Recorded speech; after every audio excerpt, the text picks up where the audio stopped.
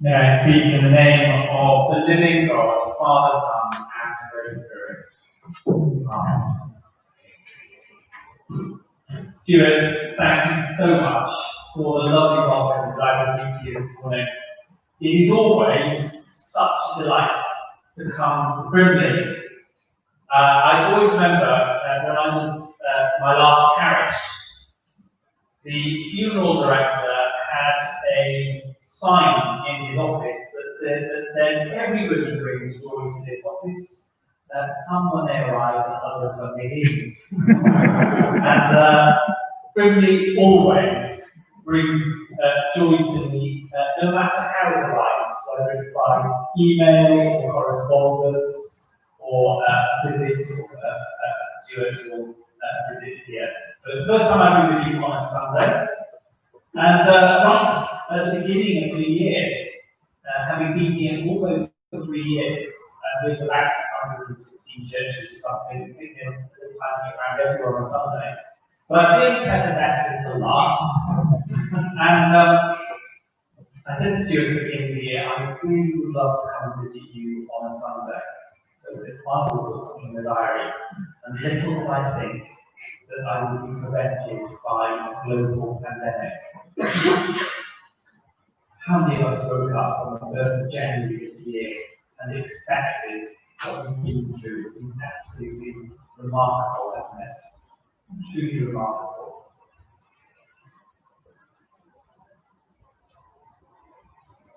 I don't know about you, but it still seems a little bit of a dream, or perhaps even a nightmare. Little did I think at the beginning of this year that I would be confined to my home for 6 months, that my children would be out of school for 6 months, that I would be prevented from visiting elderly parents and other vulnerable families, that I would be denied worshipping with my family in church, that I would have to find a completely different way of living and working. And that so many friends, fellow Christians, and fellow citizens would suffer and die. It's been a bleak year, and we're not quite out of the woods yet. But today strikes for me a really important note of hope. Hope for us in Brimley as we gather for the first time in 6 months inside the building. It's not quite what we've been used to in the past, but it's a first step. And I want to say, I might be stoned for this afterwards, but I want to say I love the look of the building without views. Archdeacons are not meant to say that, aren't we? We're meant to be the people who resist that sort of change. But I think it looks fantastic. So if the container goes missing in the middle of the night, you've heard it said that the Archdeacon is the top of the suspect.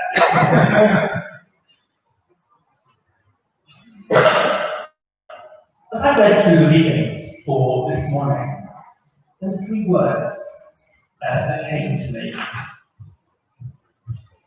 And the first word was hope. Very wisely, we didn't have all 3 readings this morning. Sometimes we read too much in church. But there are 3 readings appointed this morning. And the first one is a short piece of Jeremiah. The prophet Jeremiah lived at one of the most depressing times in Israel's history. At a time when Jerusalem was under siege by the Babylonians. And he really struggled to strike a note of hope. And yet he did. He said to Israel, I will save you from the hands of the wicked and deliver you from the grasp of the cruel. The wonderful message that we come back to this morning is that our God is a God of hope, and nothing can separate us from that hope. It's the greatest commodity of the Christian gospel. We are a people of hope, even when it seems that all around us is telling us, is shouting at us of despair. One of my best friends is Dean of Melbourne in Australia. We were in college together, and I had an email from him last week saying that they were just full of hope because so much was getting back to normal. And then all of a sudden, there's another lockdown. And yet, he said, I see the God of hope all over our community. And then the second word that strikes me while reading this morning is love. What a wonderful reading from Romans. And it's a great one to celebrate here in Trinity, because I see it. Whenever I visited here, it's so tangible. I can see the warmth that this community has for one another and the practical ways in which you help each other. In the early church, particularly in Paul's writing, love is less of a feeling and more of a practical action. It demands that we don't just feel or think, but we do. Just before coming into church this morning, I was sat in the car speaking to my mother, who's nearly 80 and cares for my even older father, who is housebound. And she went head over heels last night in the kitchen. She said my slippers lost their grip and ended up in A&E and spent the night in hospital in Pembrokeshire. And I spoke to their neighbour. They're wonderful neighbours, husband and wife. One slept the night in the house to make sure that Dan was okay, and the other took Mum to hospital, stayed with her in A&E, and brought her home at some ridiculous hour of the morning. That's love in the way that Paul and his community understands it. And then finally, in the Gospel, we have something about faith. I love Peter, St. Peter. I hope you do too, because he's your patron saint, isn't he?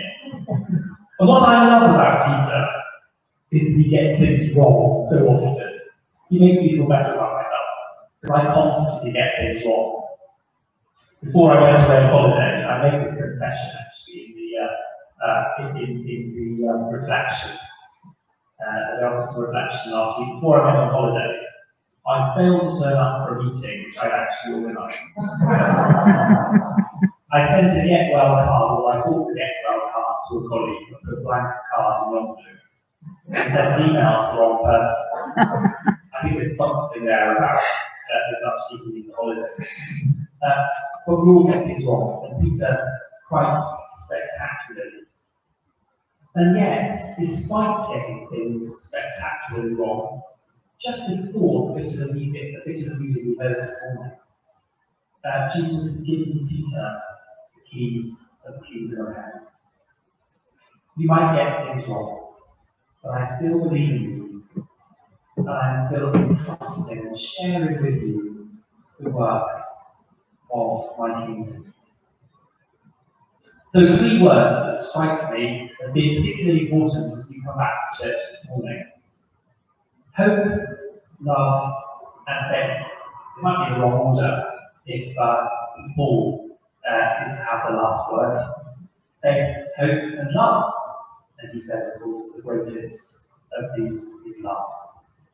So I'm so thrilled to be back with you this morning. I'm so thrilled to be with you on this really significant Sunday. I want to say a big thank you to you for being such a powerful beacon of hope, faith, hope, and love in this community. And I want to pledge my support as one of those clouds of witnesses, as part of that cloud of witnesses, not in heaven but here on the ground, that is cheering you on and looking forward to supporting you as a novice.